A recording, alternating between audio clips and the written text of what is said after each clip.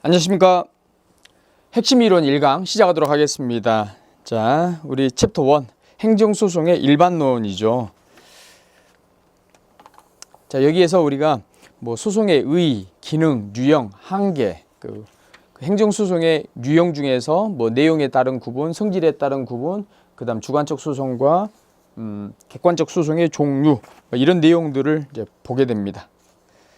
우리 소송의 유형을 먼저 보시면 처분청이 상대방에게 처분을 하죠. 그러면 우리가 그 처분에 대해서 뭐 인정을 하면 그 처분이 맞다라고 하면 그냥 그대로 승복을 하면 되는 것이고요. 만약에 나 인정할 수 없다라고 하면 다툴 수 있는 제도가 필요하죠. 이 처분에 대해서 다툴 수 있는 제도가 무엇이다? 행정심판이나 행정소송이다라고 하는 것. 자, 그래서 행정심판을 제기하든지, 행정심판은 자, 어디에 제기하는 겁니까?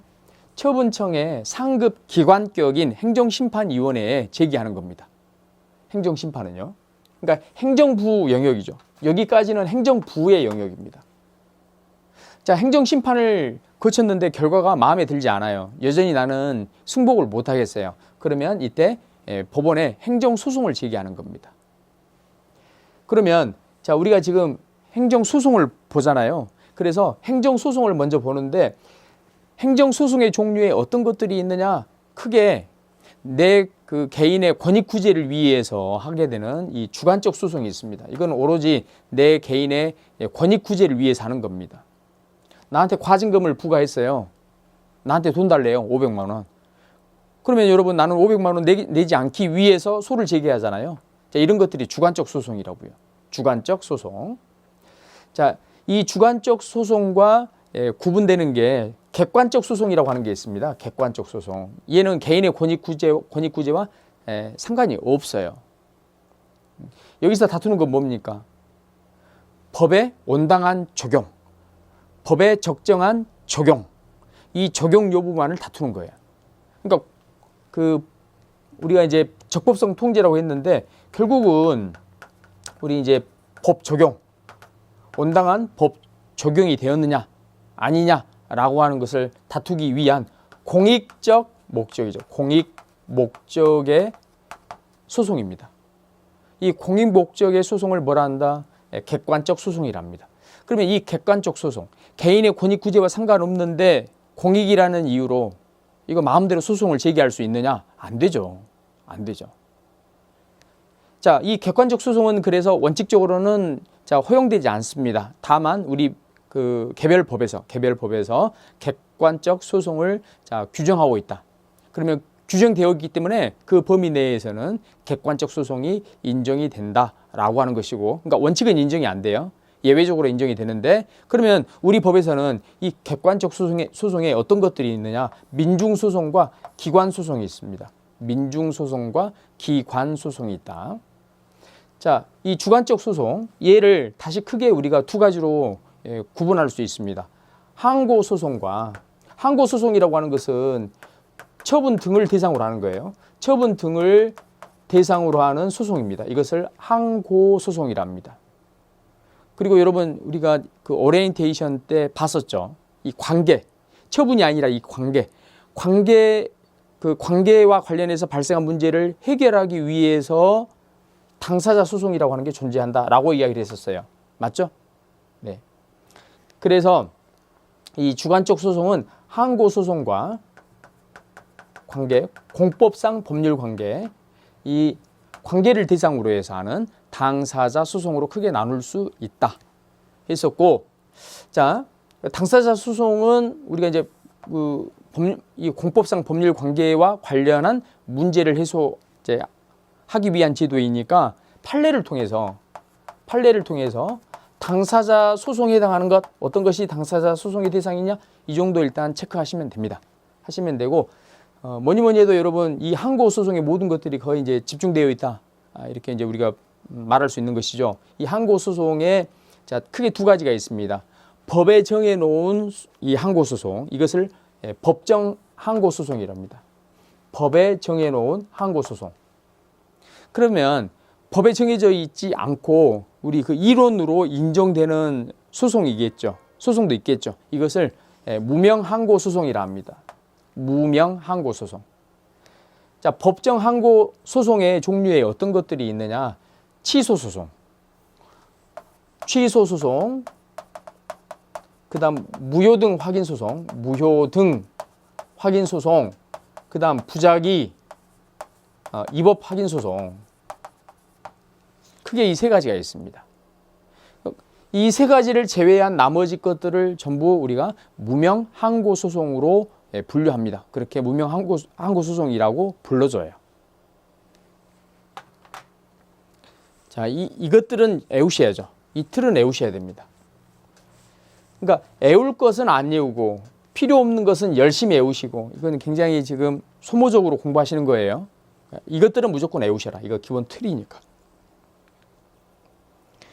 자, 먼저 여러분, 우리가 조금 전에 방금 봤었던 이걸 놓고 우리 교재 한번 봅니다. 서설 로마자 1번 행정소송의 의 개념. 행정소송이란 행정법규의 해석과 적용에 관한 소송으로 법원이 행정소송법상 법률 관계에 관한 분쟁에 대하여 정식 재판 절차로 하는 행정쟁송을 의미한다. 자, 2번 구별. 그러니까 이 행정소송과 구별할 것, 이 말이죠. 행정심판 전치주의, 그 다음 피고와 제소기간의 제한, 직권심리주의 가미, 사정판결 인정 등의 점에서 행정소송을 민사소송과 구별할 수 있으나, 일단 끊고 민사소송과는 뭐 이런 차이점들이 있다. 우리 행정소송이. 자, 그 다음 이와 같은 구분에 따라서 행정사건과 민사사건을 구분하는 것은 쉽지 않기 때문에 구체적으로 사안별로 실정법의 취지와 목적을 충분히 고려하여 결정하는 것이 타당하다. 자, 로마자 2번 행정소송의 기능. 우리 행정소송, 이 기능을 여러분 이해하실 때 이 기본 틀이 있죠. 이걸 보시면 훨씬 와닿습니다. 우리 행정소송의 종류, 주관적 소송과 객관적 소송 크게 둘로 나눴죠. 주관적 소송은 권리 구제를 위한 이 소송이라고 했었죠. 그 다음 객관적 소송은요, 적법성을 통제하기 위한 이 소송이라고 했었죠. 그러니까 이 행정소송의 기능은 개인의 권익 내지는 권리를 구제하기도 하고 적법성을 통제하기도 한다. 이게 이 역할이에요. 이 역할. 행정소송의 역할. 그래서 1번 권리 구제 기능이 있죠. 행정작용이 위법하게 행하여짐으로써 개인의 권리를 침해한 경우 행정소송은 그러한 위법한 행정작용을 시정하여 침해된 개인의 권리를 구제하는 데 그 목적이 있습니다. 자, 주관적 소송과 관련된 것이죠. 그 다음 2번 행정통제 기능. 행정소송은 행정사건에 대한 법적 판단을 통해서 행정의 합법성과 합목적성을 보장하는 데 그 목적이 있다. 자, 행정소송의 이와 같은 행정통제 기능으로 인하여 민사소송과는 달리 실체적 진실 발견을 강조하는 직권주의적 요소가 강하게 요구된다. 그렇죠. 진실 발견이 그 어느 소송보다 중요하죠. 그렇죠. 그렇기 때문에 진실 발견을 위해서는 우리 법원이 직접 나서서 진실 규명을 한다 이 말이야. 법원이 직접 나서서.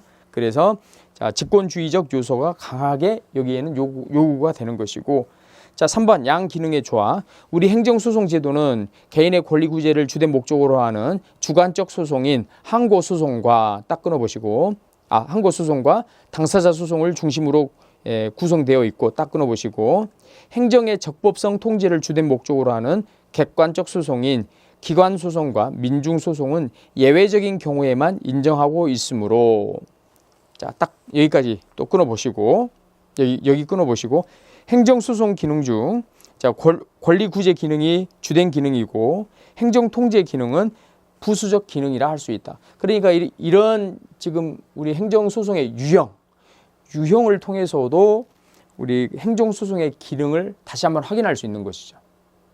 물론 이 행정소송법의 시작은 먼저 이제 어떤 기능을 할 것이냐, 행정소송을 통해서 우리가 무엇을 추구할 것이냐, 어떤 것을 얻을 것이냐, 먼저 그게 목표가 정해져 있었겠죠. 기능이 먼저 있겠고 그 기능에 따라서 그림을 그려놓은 것이 이거 아니겠습니까? 순서는 그렇게 되겠죠. 그런데 우리 기능, 어떤 기능이냐, 이게 잘 와닿지 않을 수 있어. 그러면 이 그림을 가지고 역으로 우리 행정소송의 기능은 개인의 권익구제를 주된 목적으로 하고 적법성 통제를 예외적으로 한다, 부수적으로 한다, 이렇게 표현해 볼 수도 있다라고 하는 겁니다. 자, 제2절 행정소송의 유형입니다. 로마자 1번 주관적 소송, 객관적 소송이 있고요. 그 다음 로마자 2번 형성의 소, 이행의 소, 확인의 소. 여러분, 자, 이 소송들 있잖아요. 이 소송들 봤더니 예를 들면 우리 행정처분을 취소해 주세요. 취소를 구합니다. 예를 들면 취소를 구하는 건 뭐예요? 취소하게 되면 있던 처분이 사라지게 되죠. 그죠? 그러니까 취소가 되면 기존에 있던 게 사라지게 돼요. 없어지게 됩니다. 법률 관계가 어쨌건 형성이 돼요. 그러니까 취소를 구한다라고 하는 것은 일정한 법률 관계의 형성을 목적으로 하는 소죠. 그래서 이것을 형성의 소라 하는 겁니다. 그리고 소송 중에서 예를 들면 이 내용을 봤더니 돈을 지급하라.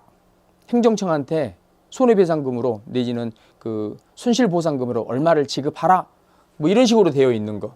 무엇을 지급하라. 이렇게 되어 있는 거. 이거는요. 이행하라는 거 아닙니까? 이걸 이행의 소라고 해요. 이행의 소. 그리고 무엇인가를 지위가 있음을 확인한다. 뭐 이런 식으로. 그 공무원의 지위가 있음을 확인한다. 뭔가 확인한다. 확인하는 것을 내용으로 하는 소송을 확인의 소랍니다. 확인의 소. 그래서 우리가 또 그 내용이 무엇이냐에 따라서 구하는 것이 무엇이냐에 따라서 크게 세 가지 소송으로 구분할 수 있다. 1번 형성의 소, 행정법상 실체적인 법률관계 변동을 야기하는 판결을 구하는 소송으로 행정청에 위법한 처분 등의 취소, 변경을 구하는 취소 소송이 여기에 해당한다. 그 다음에 이행의 소, 법원으로부터 피고에 대한 일정한 실체법상 청구권의 이행 명령을 구하는 소송으로 실체적인 법률관계의 변동을 야기하지 않고 집행에 문제가 남게 된다는 점에서 형성의 소와 구별이 되며 당사자 소송이 여기에 해당한다. 보통 당사자 소송에서 뭔가 이행하라 이런 게 많이 나와요. 이행의 소. 그 다음 확인의 소. 특정한 권리나 법률관계의 존재, 부존재 확인을 구하는 소송으로 원칙적으로 권리나 법률관계만이 확인의 소의 대상이 될 수 있으며 무효등 확인의 소송이나 부작위 위법 확인 소송, 공법상 법률관계의 확인을 받기 위한 당사자 소송이 여기에 해당한다. 그러니까 확인의 소는 주관적 소송 안에서 항고 소송에도 일부 있고 확인의 소가 당사자 소송에도 일부 있고 아시겠죠? 로마자 3번 항고소송, 당사자소송, 민중소송, 기관소송. 1번 항고소송, 행정청의 처분 등이나 부작위에 대하여 제기하는 소송으로 취소소송이나 무효등 확인소송, 부작위 위법 확인소송 등이 여기에 해당하며 그 외 무명 항고소송이 허용되는지 여부에 대해서 견해의 대립이 있다. 무명 항고소송이 허용되는지에 대해서 견해의 대립이 있다. 그리고 조금 전에 봤듯이 여러분 이 법정 항고 소송을 우리가 펼쳐보면 뭐라고요? 첫 번째 취소 소송, 그 다음 두 번째 무효등 확인 소송, 무효등 확인 소송. 그럼 세 번째 부작위 위법 확인 소송, 부작위 위법 확인 소송. 그럼 여러분 무명 항고 소송에 해당하는 것은 사실 여러 가지예요. 여러 가지. 학자들마다 자기들이 원하는 그 이름을 막 붙여놨어. 그러니까 이게 이제 많단 말이에요. 여기 해당하는 게 많아. 그래 무명 항고 소송을 타이틀을 다 외워야 됩니까? 그렇게 할 필요가 없어요. 왜? 법정 항고 소송이 딱 세 가지밖에 안 되잖아요. 그러니까 이것을 외우고 법정 항고 소송이 아닌 것은 그 이름이 무엇이건 간에 무조건 무명 항고 소송이다. 이렇게 하시면 되겠죠. 자, 무효등 확인 소송은요. 무효등이 있죠. 그러니까 무효 확인 소송만 있는 게 아니라 나머지 다른 소송도 여기 들어가 있다는 거 아니겠습니까? 그래서 무효등 확인 소송에 구체적으로 어떤 것들이 있는지 쫙 펼쳐보는데 여기 5가지가 있어요. 5가지 있는데 우리 입문 강의 때도 우리가 이 내용 설명 똑같이 했지 않습니까? 5가지 암기하시라고. 암기하는데 그냥 하면 잘 이게 와닿지가 않아. 이걸 2문제 따서 해야 돼? 막 해야 되는데 그렇게 할 필요가 없어요. 원래 여러분 우리 작용은 어떻게 돼 있다고 했습니까? 원래 이 기본 작용의 틀. 작용은 이 작용이 성립이 되고요. 그 다음 일정한 그 요건, 즉 이제 보통은 이제 성립되고 나면 상대방에게 이게 이제 송달이 되면 효과 발생합니다. 그래서 우리 이제 작용의 기본 틀이 성립과 효과 내지는 성립과 효력 이렇게 나눌 수 있어요. 그러면 이 기본 틀을 가지고 보면 이 5가지 종류가 나오는데요. 먼저 성립 단계에서 연상되는 단어. 자, 성립됐다 안 됐다. 외형을 갖추었다 안 갖추었다. 이게 떠오르죠? 당연히 그럴 거 아니야. 그러면 여기 성립이라고 하는 이 단어에서 존재하느냐 존재하지 않느냐 존재 부존재가 여기서 튀어나옵니다. 그 다음 효력 단계에서 효력이 있으면 우리가 이걸 유효라고 했죠. 유효. 효력이 없으면 이걸 우리가 무효라고 했죠. 그 다음에 처음엔 효력이 있었지만 중간에 장애 사유가 발생해서 장래를 향해서 더 이상 효력이 발생하지 않는 것. 그러니까 일단은 효력이 발생했었는데 중간에 이제 장애 사유가 발생합니다. 그러면서 앞으로는 더 이상 효력이 발생하지 않는 이거. 이걸 우리가 법률용어로 실효라고 합니다. 실효. 자, 그래서 5가지예요. 존재, 부존재, 유효, 무효, 실효. 이것마저도 헷갈린다라고 하면 성립 단계에서 몇 개가 있고 효력 단계에서 몇 개가 있는지 이게 헷갈린다라고 하면 우리 여러분 숫자 셀 때 1, 2, 3 이렇게 하잖아요. 순서대로 1, 2, 3 그렇게 하시면 돼. 그래서 자 앞에 성립과 관련해서는 2개. 처분 존재 확인해소. 존재 확인해소. 2번째 부존재 확인해소. 그렇죠? 3번째 자 유효 확인해소. 4번째 무효 확인해소. 5번째 실효 확인해소. 자, 그렇게 암기하시면 되겠다. 이렇게 하고 이게 아닌 것들은 무명항고 소송. 자, 그 다음 2번째 당사자 소송이죠. 행정청의 처분 등을 원인으로 하는 밑줄 법률 관계에 관한 소송. 자, 그 다음 그 옆에 그 밖에 밑줄 그 밖에 공법상 법률 관계에 관한 소송. 법률 관계에 관한 소송이야. 아무튼. 자, 그래서 이런 소송으로서 그 법률 관계의 한쪽 당사자를 피고로 하는 소송을 말한다. 민중소송. 국가 또는 공공단체 기관이 법률에 위반되는 행위를 한 경우 직접 자기의 법률상 이익과 관계없이 자, 여러분 민중소송은 객관적 소송의 일종입니다. 개인의 권리 구제와 상관이 없다고 했어요. 그러니까 여기 나왔잖아. 직접 자기의 법률상 이익과 관계없이 밑줄. 그래서 객관소송인 겁니다. 자, 본인의 이익과 관계없이 그 잘못의 시정을 구하기 위하여 제기하는 소송을 우리가 민중소송이라 하고요. 그 다음 뒤로 넘겨서 4번 기관소송. 국가나 공공단체의 기관 상호 간 권한의 존부나 그 행사에 관한 다툼에 대해서 제기하는 소송으로 그러니까 우리 행정기관끼리 붙는 소송 이것을 기관소송이라 하는 겁니다. 다만 헌법재판소법 제2조의 규정에 의하여 헌법재판소의 관장사항으로 되는 소송은 제외한다. 우리 헌법재판소법에 보면 권한쟁의 심판이 있어요. 권한쟁의 심판. 권한쟁의 심판에 해당하는 것은 거기로 가는 것이고 자, 그것을 제외한 권한쟁의 소송의 대상이 되는 것을 제외한 일반적인 국가기관끼리의 소송. 이게 뭐라고요? 기관소송이라고요. 기관소송.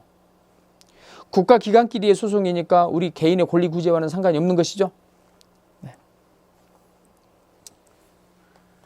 자, 이렇게 봤고요. 이제 조금 전에 봤던 이제 행정소송의 한계입니다. 행정소송의 한계.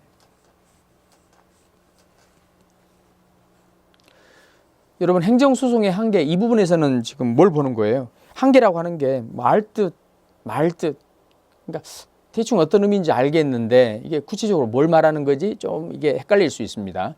행정소송의 한계라고 하는 것은 사실 이제 소송의 대상이 될 수 없는 것들, 되기 어려운 것들에 대한 이야기를 여기서 하는 거예요. 행정소송으로 다룰 수 있는 것들이 이만큼이야. 이 바운더리에 있는 것들이죠. 근데 한계라고 하는 것은 범주를 넘어서는 것들이죠. 그죠? 여기에 있는 것들. 자, 여기에 있는 것들이 어떤 것들이냐. 행정소송의 한계에서 그래서 주로 논의되는 것들은 대상이 되지 않는 것들이고, 자, 그러면 공부를 하신 분들은 아니 보니까 그 대상이 되지 않는다고 했는데 예외적으로 되기도 하던데요. 네. 그래서 이 한계와 관련해서는 전통적으로 우리 행정법에서 소송의 대상으로 삼을 수 있는 것, 삼을 수 없는 것, 네, 이렇게 봤던 것들이 있겠죠. 근데 이게 시간이 흘러오면서 예전에는 그렇게 봤지만 지금에 있어서는 많이 이게 변화가 옵니다. 예전에는 대상이 되지 않았지만 지금 와서 자세히 들여다보니 당연히 대상이 되어야지 이렇게 하는 것들이 있어요. 그러니까 예전에는 안 되는 것들이었지만 걸쳐 있는 것들이 있습니다. 지금에 있어서는요. 그래서 이것들에 대해서도 우리가 지금 논의를 여기서 하게 될 거예요. 아시겠죠? 네. 그래서 행정소송의 대상이 되느냐와 관련해서 그 경계선상에 있는 것들을 주로 여기에서 자, 이야기한다. 이렇게 보시면 되겠어요. 자, 이거 어려운 이야기 아니죠? 네. 그러면 우리 행정소송의 한계, 우리 행정소송이 역할할 수 있는 영역, 그죠? 이런 것들을 우리가 살펴봐야 되겠죠. 그러면 우리 행정소송이라고 하는 것은 일단 우리 권력분립 원칙이 있죠. 그게 삼권분립 아닙니까? 그래서 큰 이 권력의 틀에서 먼저 한번 봐야 됩니다. 행정소송이 어디에 위치해 있는지. 자, 권력은 행정, 입법, 사법 아닙니까? 행정, 입법, 사법. 우리 행정작용이라고 하는 이 부분은 분명히 행정 안에 들어와 있어요. 그죠? 근데 이게 원인이 되어서 지금 소송을 하는 거잖아요. 소송을 하는 거니까. 우리 지금 행정소송은 위치가 어디이다? 사법이다. 이건 재판법 이 말이죠. 사법. 그죠? 그래서 재판과 관련된 이 권한, 사법권. 자, 그래서 삼권 분립하면 행정, 입법, 사법으로 분류할 수 있고, 행정소송은 어디에 위치한다? 사법에 위치한다. 그러니까 이 한계라고 하면 권력 분립 원칙에서 오는 한계가 있겠죠. 먼저 첫 번째. 맞아요? 권력 분립 원칙에서 오는 한계. 행정소송이 여기에 있기 때문에 지나치게 행정소송이라고 하는 타이틀로 입법권을 건든달지 행정권을 건든달지 이거 하면 돼, 안 돼? 안 된다라고 하는 거예요. 일단 기본적으로. 자, 그 다음 우리 소송이라고 하는 것은 행정기관하고요 일반인이 문제의 당사자들이 싸워요. 싸우는 거죠. 싸우는데 여기에 누가 잘못했는지 법원이 끼어들어서 판단해 주는 게 행정소송입니다. 그죠? 그러면 자, 이게 지금 행정소송인데 이 행정소송으로 다룰 수 있으려면 어떻게 해야 돼? 일단 얘들 사이에 사건이 발생해야 되겠죠? 사건이 발생해야만 법원이 등장하는 거 아니겠습니까? 사건이 없다. 사건이 없는데 당연히 사건도 없는데 그냥 법 조문 들고 와서 해석해 주세요. 이거 돼, 안 돼? 소송의 대상이 되지 않습니다. 자, 그래서 사건이 존재할 것. 이 사건이라고 하는 것은 법률 용어로 구체적 사실이라고 표현할 수 있다고 했었죠. 네. 자, 그래서 일단 여기 이제 이런 우리 소송의 기본 구조와 관련해서 여기에서 하나의 또 한계가 나오는 겁니다. 어떤 한계입니까? 여기 나와 있는 것처럼 사법 본질적 한계.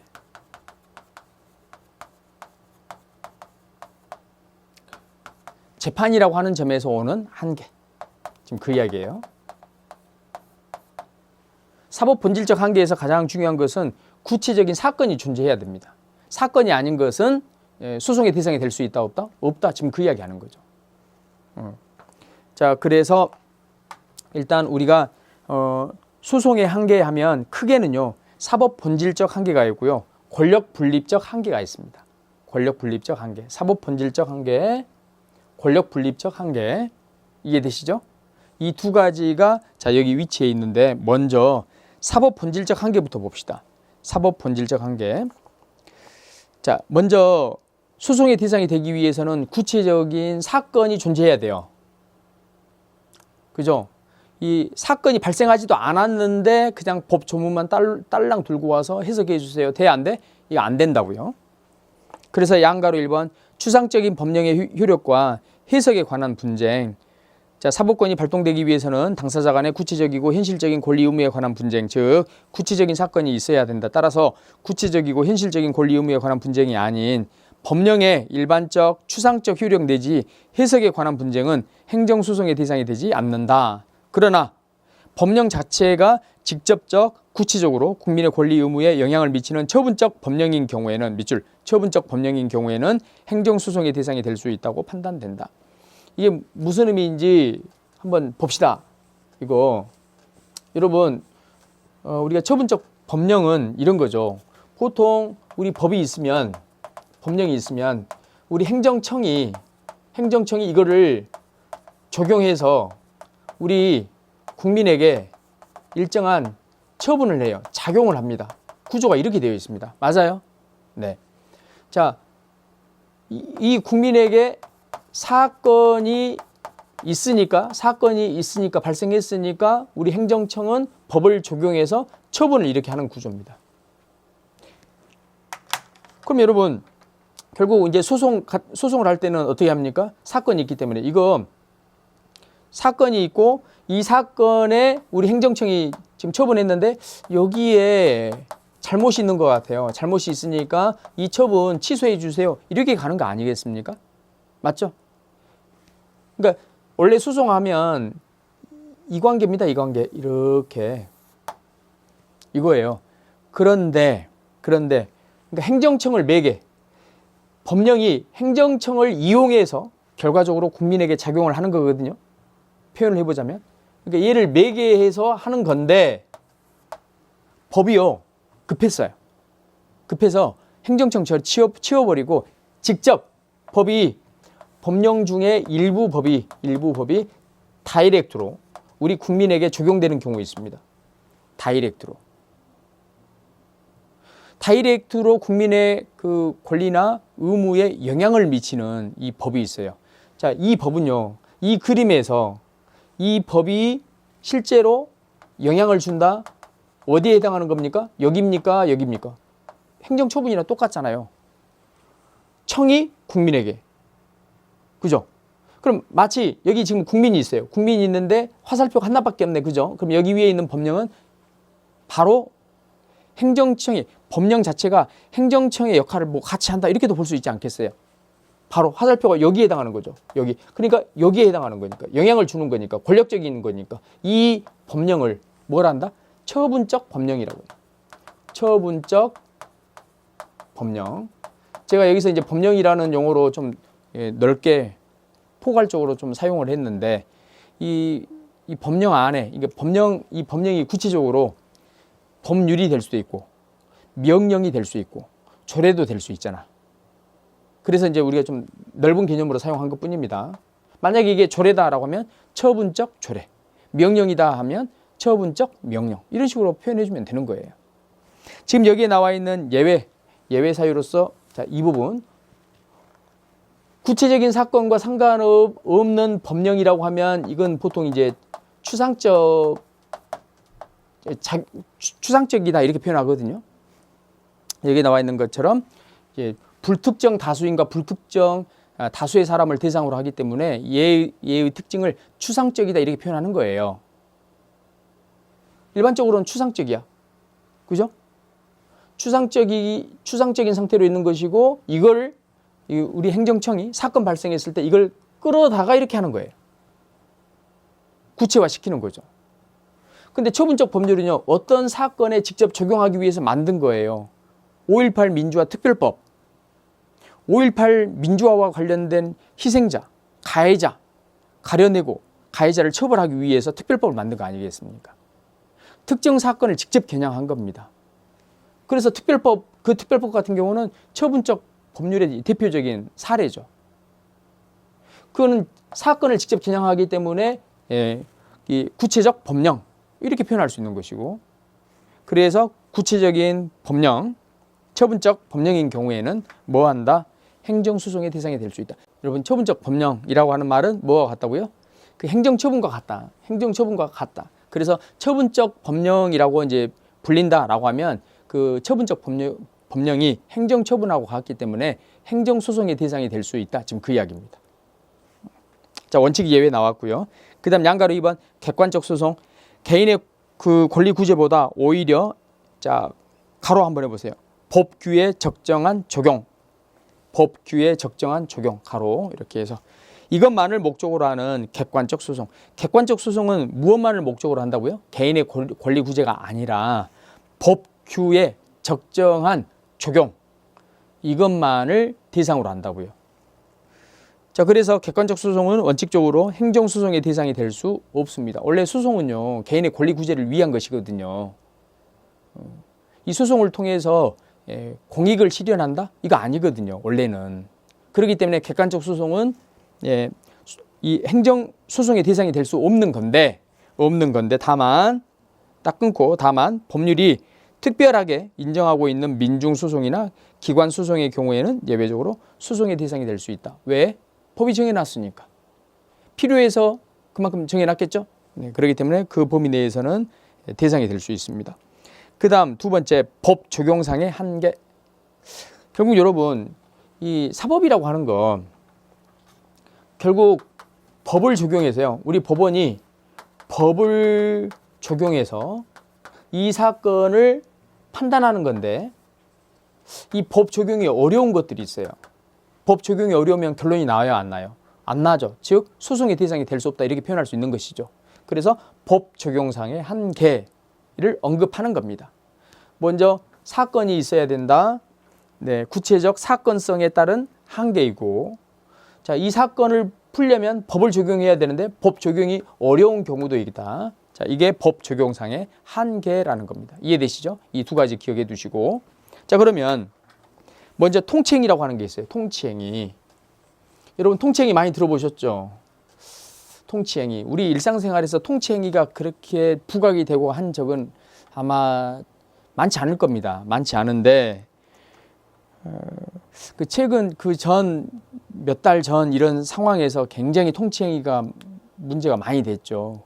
근데 여러분 우리 행정법을 하시는 분들에 있어서는 통치행위가 어떤 것이다 라고 누군가한테 설명해 줄 수 있어야 됩니다. 그 정도는 되어야 돼요. 통치행위 너무나 중요하죠. 행정법을 배웠는데 통치행위가 그게 뭐지? 이렇게 하면 안 배운 거예요. 그죠? 그래서 옆에 있는 뭐 조카나 뭐 여러분 자녀들이 통치행위 뭐야? 뭐 이렇게 하면 우리 자신 있게 혹시 몰랐더라면 이 시간에 통치행위 개념을 제대로 잡자. 통치행위라고 하는 것은 이 교재에 이제 그 기본 개념이 나와 있습니다. 나와 있는데 일단 제 식으로 한번 풀어볼게요. 그러니까 이게 이제 맞는 표현입니다. 맞는 표현인데 여러분 안 틀리고 안 헷갈리고 제대로 알 수 있는 적절한 표현. 예. 쉽게 말해서 재판의 대상으로 삼기 어려운 고도의 정치적 작용, 이게 통치행위의 개념입니다. 통치행위의 개념. 일단 여러분 통치행위가 되기 위해서는 고도의 정치적 작용이어야 돼요. 그런데 이걸 재판의 대상으로 삼을 수 있다 없다? 삼을 수가 없습니다. 삼을 수 없는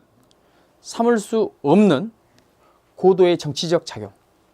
뭐 중도, 저도, 낮은 정도의 정치적 작용 이거 아닙니다. 그건 통치행위 아니야. 통치행위 아니고, 자, 그래 통치행위의 그 해당 예를 보면 우리 국가 원수가 국군을 외국에 파견하잖아요. 그죠? 우리 군대의 해외 파병. 그다음 우리 그 영전을 수여하는 거, 훈장을 주는 거 있죠. 영전 수여. 이거 국가 원수로서 하는 겁니다. 고도의 정치적인 작용들이에요. 그다음 이제 계엄 선포 이런 것들. 자, 이런 것들은요 고도의 정치적 작용입니다. 그리고 이런 거를 가지고 우리 법원이 성급하게 손을 댄다라고 하는 순간 법원이 정치의 그 한 중심에 서게 돼요. 정치에 개입하게 되어서 사법의 독립권을 이제 지킬 수가 없는 것이죠. 정치화되는 거니까.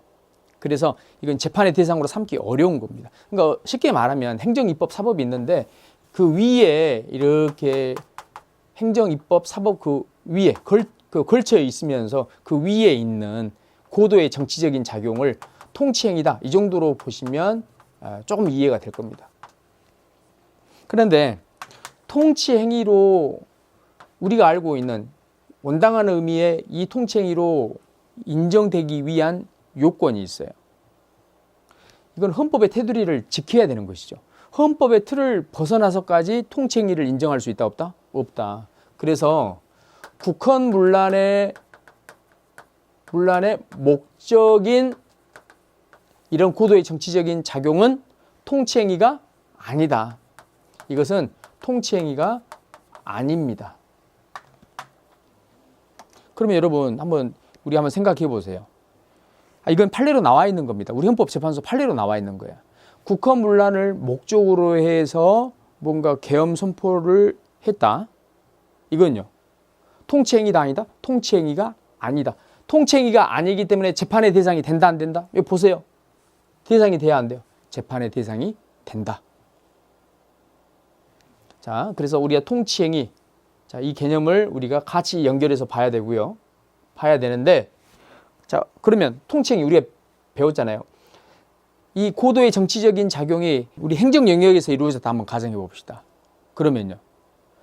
행정 영역에서 이루어졌다고 해서 소송의 대상으로 삼을 수 있다 없다? 없다. 그러니까 통치행위는 소송의 한계예요. 소송의 대상으로 삼을 수 없는 거예요.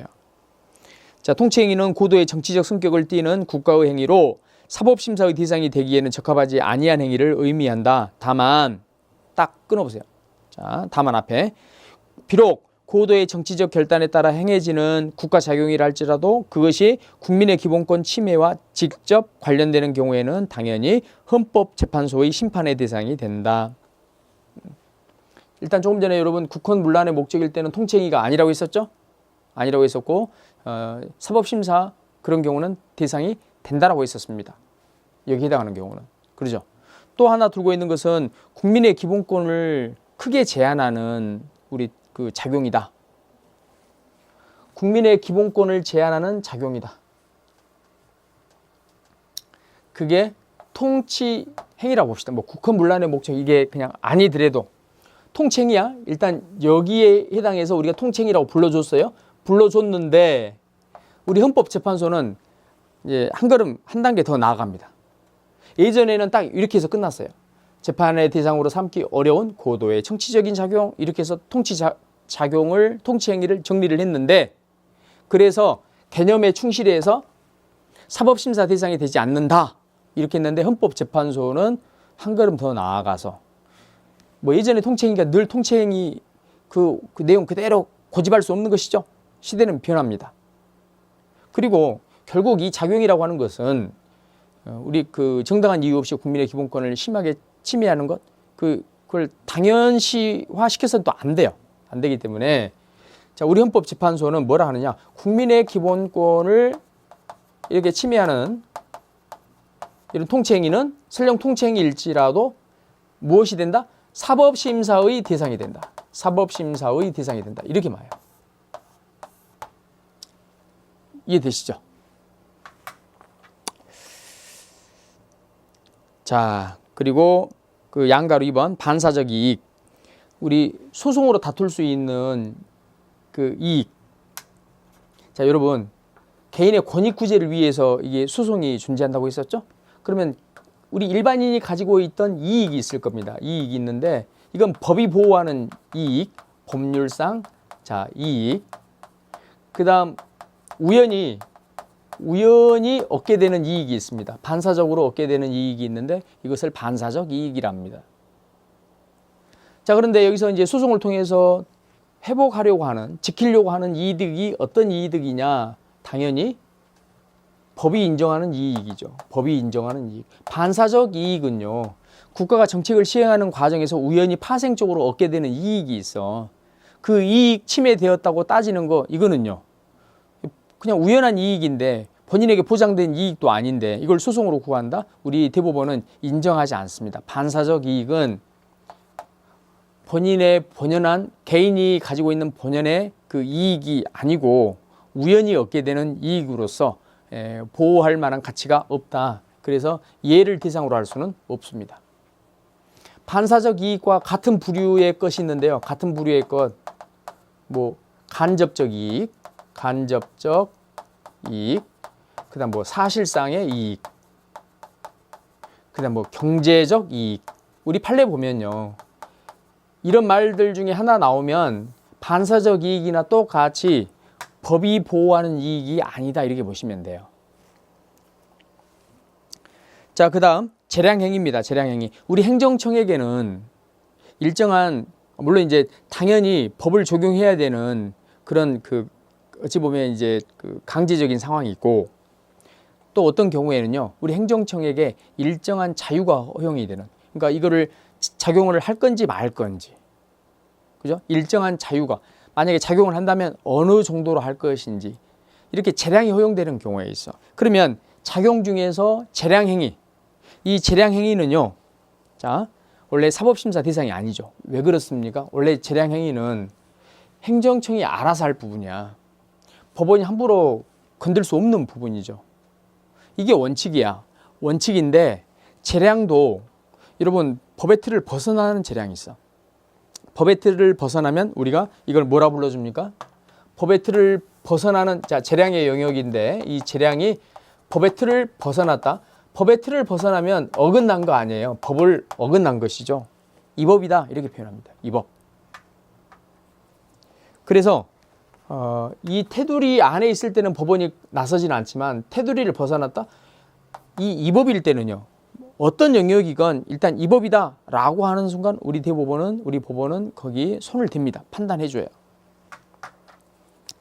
그래서 재량을 위반한 행위는 원칙적으로 부당하며 행정심판의 대상은 되지만 행정소송의 대상은 되지 않는다. 행정심판은 뭐였죠? 행정부가 하는 거죠. 그러니까 행정부 내에서는 상급 기관격인 행정심판위원회가 그 재량의 정도를 판단해요. 여기 안에서 일어난 일일지라도 한번 해보면 행정심판의 대상은 됩니다. 심판의 대상은 돼요. 자, 이걸 벗어나면 이 법의 영역으로 들어서면 이것은 행정소송의 대상이 되는 겁니다. 왜 그런 거 있잖아요. 남의 부모는 저쪽 그 남의 자식한테 쉽게 그 꾸짖기 어려워. 말하기 어려워. 요즘 같은 분위기에서는 요즘 같은 세상에서는 더더군다나 그렇죠. 얘가 잘못했더라도 쉽게 이렇게 훈계하기가 어렵습니다. 눈치가 보이잖아. 자칫 잘못하면 얘 건드려서 어른 싸움 돼버리잖아요. 그죠? 그래서 좀 조심스러운 게 사실입니다. 우리 같은 사람은 딱 누가 잘못했다라고 하면 아 그럴 수 있구나 하고 자연스럽게 받아들이고 그냥 쑥 지나갑니다. 따지지 않아요. 예전에 괜히 따지려고 했다가 그죠? 큰 낭패를 당할 뻔한 적도 있고 그래서 좋은 게 좋은 것이다. 남의 자식인데. 근데 좀 아픈 현실이죠. 좀 웃긴 또 오픈 현실. 근데 여러분 나는 남의 자식을 뭐라 할 수 없지만 그 부모는 애한테 좀 잘하지. 왜 그랬어? 훈계할 수 있다 없다? 있다. 마찬가지야. 재량이 행정 영역이기 때문에 그 상급 기관격인 행정심판위원회가 판단할 수 있어요. 이거는요.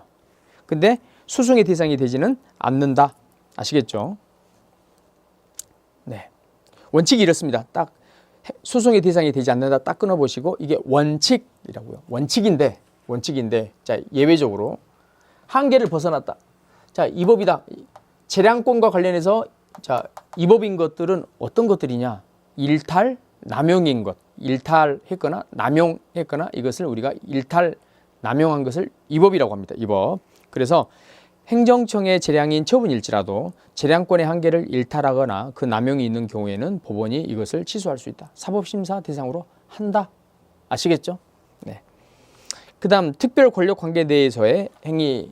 우리가 그 권력을 일반 권력과 특별 권력으로 나눌 수 있습니다.